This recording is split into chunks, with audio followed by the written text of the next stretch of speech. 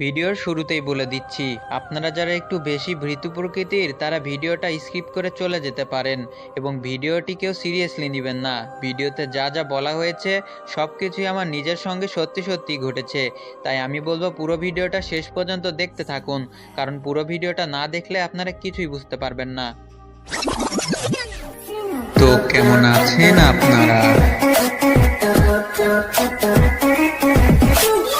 বন্ধুরা? আমি এখন তোমাদেরকে যেই গল্পটা বলতে চলেছি এই গল্পটা আমার সাথেই ঘটেছিল আজ থেকে 2 মাস আগে।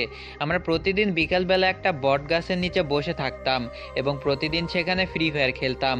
আর আমরা গ্রামে থাকি, গ্রামে ভালো নেটও পেতো না, শুধুমাত্র সেই বট গাছের নিচেই ভালো নেট পেত।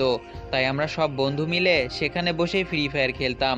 কিন্তু আমার এবং আমার বন্ধুর ফ্যামিলিদের কেউই এই বিষয়টা পছন্দ করতো না, কারণ তারা বলে এই বট গাছে নাকি ভূত রয়েছে। কিন্তু আমাদের তো আর ফ্রি ফায়ার খেলার জায়গাও নেই যেখানে বসে ফ্রি ফায়ার খেলা যাবে এবং ভালো নেটও পাবে। তাই আমাদের ফ্যামিলি থেকে না করা সত্ত্বেও আমরা সেখানেই বসে ফ্রি ফায়ার খেলি। তারপর হঠাৎ করেই একদিন আমার মন ভালো নেই, তখন আমার বন্ধুরা সবাই বট গাছে আসে, এসে দেখে সেদিন আমি সেখানে নেই। কারণ প্রতিদিন সবার আগে আমি সেখানে যেতাম এবং সেখানে বসে আমি একা একা